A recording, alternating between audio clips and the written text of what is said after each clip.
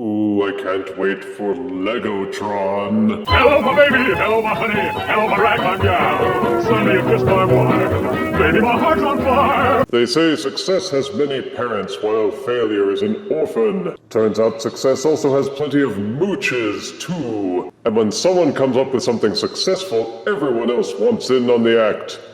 Enter the unholy alliance between Hasbro and Legos with their first Transformers-based kit. And surprise, surprise, it's Optimus Prime, the Autobot leader, who has been profiled here many times and needs no further introduction.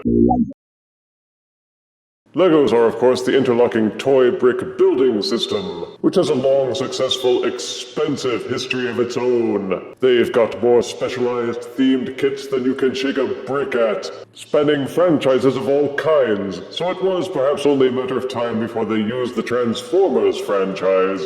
Behold the box for this kit, black, with a big honkin' photo of the end result on the front so you won't even need to assemble him to know what he looks like. Boring logo side panels, and features for the assembled kit shown on the back.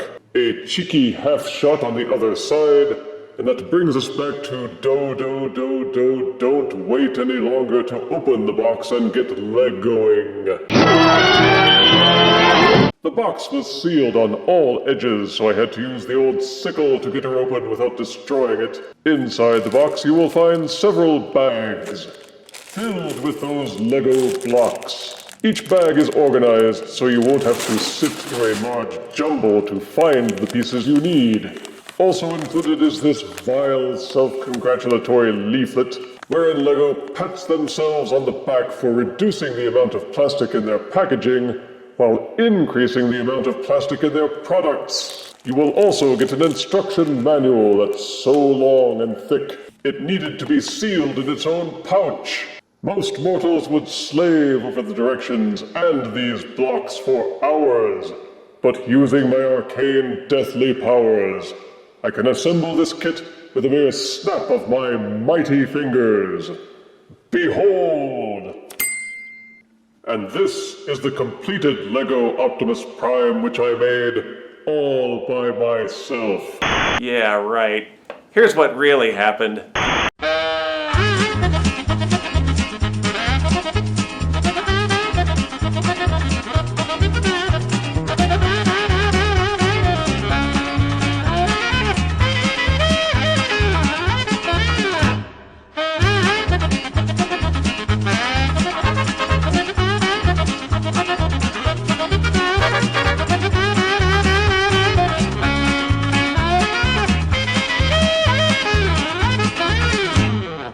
This is the alt mode, and yes, the finished kit does transform. The instructions are well illustrated, though I would recommend bright lights when trying to discern some of the colors. It's also full of factoid snippets about Optimus Prime's history in media and in the toy market. And the kit does come with accessories, which you also have to assemble. Lego enthusiasts say that building the kit is half the fun, while the other half seems to consist of annoying tedium. Anywho, the first of the accessories is this purple Lego Energon cube. There's not much to say about it. It's a cube, and it's made of Legos.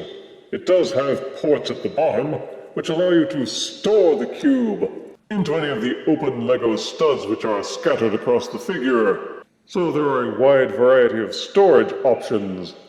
Or you can just lay it on top of the truck and leave it there. There's also a Lego reconstruction of Optimus Prime's iconic Ion Blaster for blasting ions. They got the basic silhouette down, and it is well detailed given that it's made of Lego blocks. There is also an Energon Axe, the same one that was used once on the show and never seen again. Although this Lego copy is oddly shaped by comparison, with transparent orange bursts at the handle and at the end of the shaft, and the blade looking more like a broken hacksaw. And there is also a Lego reconstruction of the jetpack that Optimus Prime borrowed from Sideswipe in one episode, and never borrowed again. It's got good lines with fake orange flames at the base, and the Autobot logo all up in your business. All the accessories have decent heft and seem to hold together pretty well, though the gun and the axe have some rolling, rattling parts in their handles. The Optimus Prime truck has Lego pegs on it here and there, which can be used to mount some of the accessories for storage so they're not just lying loose. As mentioned before, you can plug the Energon cube pretty much anywhere that there's a spare peg available. The rifle is meant to be slotted into this little gap between the struts at the back, but you can also plug in the jetpack using these black portions at the back, and these studs here just fit those together, and the truck can have jet propulsion. Towards the back of the truck there are these exposed X-shaped ports, and you can plug in the Energon axe there for storage as well. The handle can be folded down thusly, then you can use these ports at the base of the rifle, and also mount the gun pretty much anywhere where there's an open peg available. The instructions have you keeping all of these flaps out and level so that the front of the truck is straight, but they're loose and they don't tab in. So some people may find it easier to just tilt them in so that they are braced against the back of the truck, and do the same with the bumpers. I don't think the truck loses anything aesthetically if you do it that way, and it's a lot more stable. It's hard to keep them straight and level, especially if you handle the figure with any degree of frequency. And did we mention that it actually transforms? To transform the figure, first take the entire front bumper section and fold it upwards. Flipping this part up will reveal the robot hands. Tilt those up and out. This will give the hands clearance so that you can rotate the arm sections outwards. Then rotate the shoulder sections in a very G1 style until the shoulders are pointing towards the front of the truck. Splay the arms so they're tilted outwards a little bit, and that will give you clearance to give the truck section a 180-degree twist. Then fold the robot head out from the back of the truck and rotate the head 180 degrees. At the back of the truck, fold the robot feet upwards, then lift the figure and rotate the legs so that they are pointing down. This will allow you to stand the figure. Separate the legs, they will pop apart. Take these red flap sections near the front of the truck and fold them in. Then rotate the grillwork section backwards until the grill form Optimus Prime's mighty abs. These red flap sections are meant to fold and tuck up inside these gaps underneath the chest, which will allow you to push the grillwork in place. Fold the sides of the bumper inward to form his pelvis. Fold the thumbs out from inside the hands.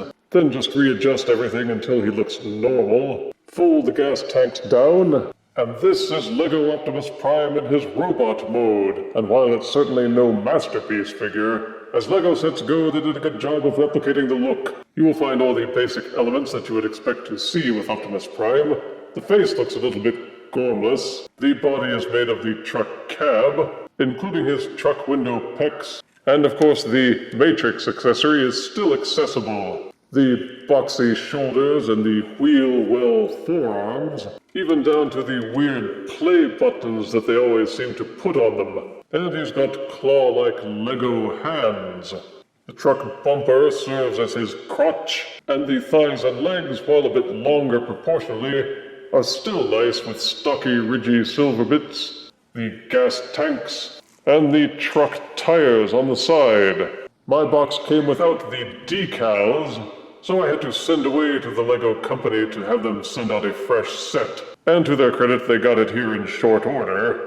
These two decals are meant to go on the fronts of the thighs, while these two stickers are meant to go on the front bumper. The very front bumper has a Lego piece, and you are meant to use one of these stickers to either simulate the cartoon look or the toy look, depending on your preference. They included a duplicate piece for the crotch plate, so that you can swap them out if you want to. And one more accessory is this black flat plate, which is meant to be a display for this sticker, which profiles Optimus Prime's identity and his stats. There, that's better. To use the axe, you have to pop out either one of the hands, and at the base of the arm, just underneath the wrist, you will see this cross-shaped hole, which corresponds to the cross-shaped handle which juts out from the end of the axe. Insert the axe into the forearm, and Optimus Prime maintains his place as a lumberjack who is okay. To use the rifle, arrange the hand into a gripping posture, and you don't actually place the handle for the rifle into the hand.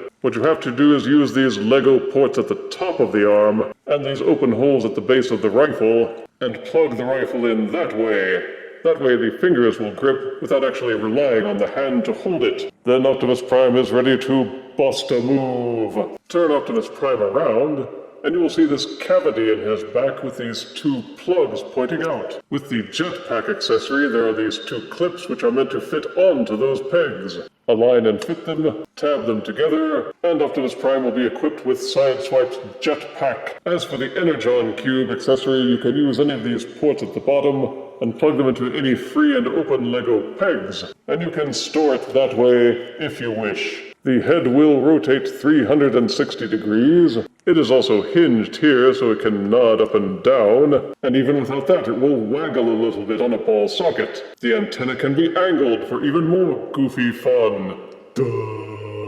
The chest doors will angle open. Each shoulder will rotate 360 degrees.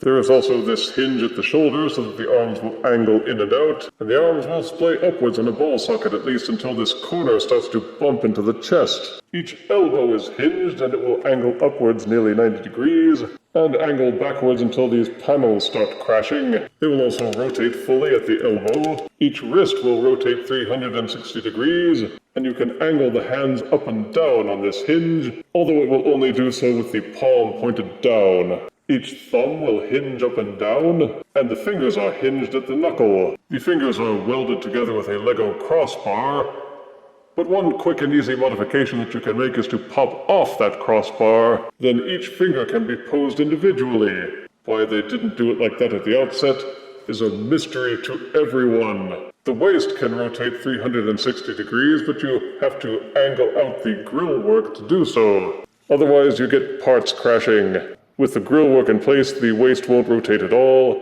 Boo!